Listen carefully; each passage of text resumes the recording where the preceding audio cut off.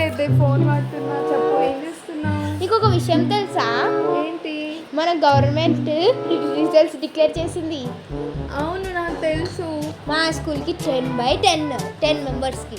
మా స్కూల్లో 20 మెంబర్స్కి 10/10 వచ్చింది. మా స్కూల్లో ఎప్పుడు వస్తూనే ఉంటుంది. వచ్చిందని కాదు, వచ్చిందా లేదా అన్నదే మ్యాటర్. మా స్కూలే గొప్ప. మా స్కూలే గొప్ప. సార్ ఏంటి సార్ అది? మా స్కూల్ గొప్ప. మా స్కూలే ఆ పని ఏదో కాకి గోల ఇక మాట్లాడతలేరు. ఏంది ఏమైంది ఇట్లా అలుగుతారు? నేనేమన్నా ఇప్పుడు మీకు?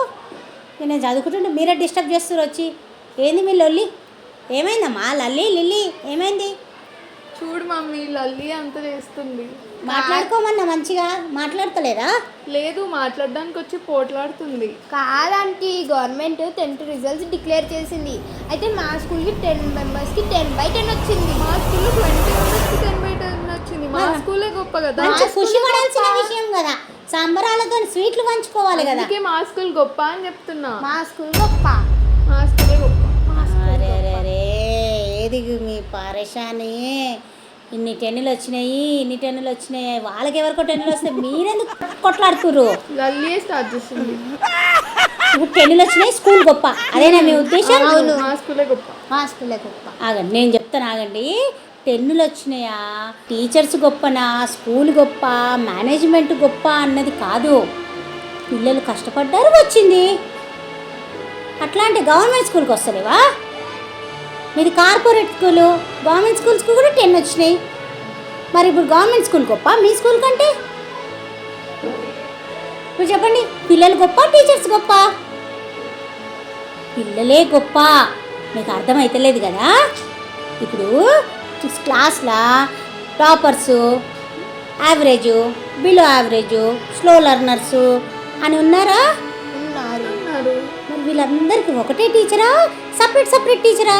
ఒకటే టీచర్. Very good. బుక్స్ ఒకటేనా, సపరేటా? ఒకటే బుక్స్. మరి టైమ్ పీరియడ్కి 40 or 45 minutes సేమ్ పీరియడా, ఎక్స్ట్రా పీరియడ్స్ ఉంటాయా? Same period. మరి వీళ్ళకి వచ్చినాయి ఎట్లా, వాళ్ళకి వస్తలేవు ఎట్లా? అవునా? ఇప్పుడు వీళ్ళకి వచ్చినాయి అంటే పిల్లలు కష్టపడ్డారు, చెప్పింది విన్నారు, ఎర్లీ మార్నింగ్ లేచారు, చదివారు, బాగా ప్రిపేర్ అయ్యారు, పరీక్షలు బాగా రాసిర్రు. కానీ మీరు దీనికి ఒప్పుకోవడానికి మేము మనసు అంగీకరించట్లేదు. నా స్కూలు ఎందుకంటే చిన్నప్పటి నుంచి మీ స్కూల్లో చదువుకున్నారు. ఇప్పుడు నేబర్ ఫ్రెండ్స్ కదా మీరు. నర్సరీ నుంచి రాసి ఉంటే ఇప్పుడు వేరే స్కూల్ నుండి వేరే స్కూల్కు 8 మెంబర్స్కి వచ్చినా కానీ మీరు ఇద్దరు కలిసి మళ్ళీ 20 వచ్చిన వాళ్ళు కూడా మా స్కూలే గొప్ప అంటారు మీరు. ఇప్పుడు నేను ఒక కథ చెప్తా, వింటారా? ఒక శిల్పి ఉంటాడు. శిల్పి ఏం చేస్తాడు? చెక్కుతాడు. చెక్కితే ఏమవుతాయి? బొమ్మలు, మంచి శిల్పాలు అంటారు. అవునా? దేని మీద చెక్కుతాడు? రాయి మీద. Very good. రాయి మీద శిల్పి చెక్కితే అవి మంచి శిల్పాలకు మారుతాయి. అయితే ఒక శిల్పి ఏం చేశాడంటే ఒకరోజు ఒక రాయిని తన చేతిలో తీసుకున్నాడంట. రాయిని తీసుకొని ఏం చెప్పాడంట, నిన్ను నేను సంఘంలో గౌరవించేలాగా చేస్తాను, ఓకేనా అన్నాడట శిల్పి. ఎవరితో? రాయితో. అప్పుడు రాయి ఏమన్నదంట ఎంతో ఉత్సాహంగా, ఓకే ఓకే ఓకే తొందరగా చెయ్యి, ఎప్పుడు చేస్తావు అన్నదంట. అప్పుడు ఆ శిల్పి ఆ రాయిని చేతిలో పట్టుకుందంట. చేతిలో పట్టుకొని మరి అది ఒక బొమ్మ కావాలంటే ఏం చేయాలి? చెక్కాలి కదా. చెక్కడం స్టార్ట్ చేయంగానే అమ్మో అయ్యో మొర్రో దెబ్బలు నాకొద్దు, నొప్పి అన్నదంట. కొంచెం ఓర్చుకో అమ్మా అని సర్ది చెప్పాడట. నొప్పి నాకొద్దు అన్నాడట. అనేసరికి ఇక సరే అని వదిలేశాడట ఆ శిల్పి నిరుత్సాహంతో. మళ్ళీ ఇంకొక పక్కనున్న రాయి ఏం చేసిందంట, శిల్పికి ఎన్ని దెబ్బలైనా సరే నేను తట్టుకుంటాను, నువ్వు ఏం చేస్తావో చేసుకో, నాకు సంఘంలో గౌరవం వచ్చేలాగా చెయ్యు అని చెప్పిందట.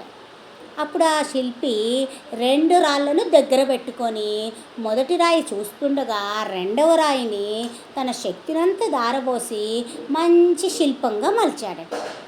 ఆ శిల్పము ఏం చేశారంట తీసుకుపోయి గర్భగుడిలో, దేవాలయంలో గర్భగుడి ఉంటుందా, గర్భగుడిలో అమ్మవారుగా పెట్టారంట. మరి అమ్మవారిని అందరూ ఏం చేస్తారు? మొక్కుతారు. పూజలు, అభిషేకాలు, అర్చనలు, హోమాలు, సుగంధ ద్రవ్యాలు, హారతులు, కానుకలు అన్నీ వస్తున్నాయి. అవునా? మరి మొదటి రాయిని ఏం చేశారంటావు? ఏం చేసుంటారు? మీరే చెప్పండి. మొదటి రాయిని తీసుకొని దేవాలయం బయట పెట్టారట. బయట ఏం చేస్తారు దేవాలయం బయట?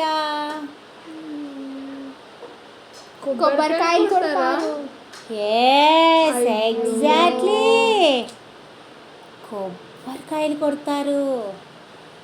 రెండవ శిల్పమేమో మొక్కే దేవత అయ్యింది, మొదటి శిల్పమేమో కొట్టే బండలాగే మిగిలిపోయింది. బండలాగే మిగిలిపోయింది. అప్పుడు అనుకుందంట అది, అయ్యో నేను ఫస్టే కొంచెం తట్టుకొని ఉంటే నాకు కూడా ఆ రెస్పెక్ట్ వచ్చేది కదా, ఇప్పుడు జీవితాంతం ఈ దెబ్బలు అని పశ్చాత్తాపపడ్డదంట. మీకు స్టోరీ అర్థమైందా? కానీ ఈ స్టోరీకి మాకు ఏంటి సంబంధం? అయ్యో పిచ్చి పిల్లలు, స్టోరీలో శిల్పాన్ని అమ్మవారుగా భావించి అందరూ రెస్పెక్ట్ ఇస్తున్నారు. మరి మీ దగ్గర 10లు వచ్చిన పిల్లలను పాఠశాల బయట ఫ్లెక్సీగా పెట్టట్లేదు వాళ్ళ ఫోటోలను. అవును. ఎక్కడ పడితే అక్కడ అడ్వర్టైజ్గా బ్యానర్ పెట్టట్లేదు. అంతెందుకు, ఇప్పుడు మీరే పోట్లాడుతున్నారు కదా ఎవరి పిల్లల కోసమో. మరి రెస్పెక్ట్ ఉందా లేదా? వాళ్ళు కష్టపడ్డందుకే కదా. మరి మీరు కూడా కష్టపడితే మంచి ఫలితం వస్తుంది. మీతో పాటు మిమ్మల్ని కన్న తల్లిదండ్రులకు కూడా గౌరవం కలిగించాలి. పేరెంట్స్కి ఎలా వస్తుంది రెస్పెక్ట్? మీరు బాగా చదువుకుంటే అగగగగ మా లల్లి ఫోటో, అగగగగ మా లిల్లీ ఫోటో అని మేము చూపెట్టుకుంటాం. సరేనా? మళ్ళీ ఒకసారి పోట్లాడుకోవద్దు. మంచి ఫ్రెండ్స్.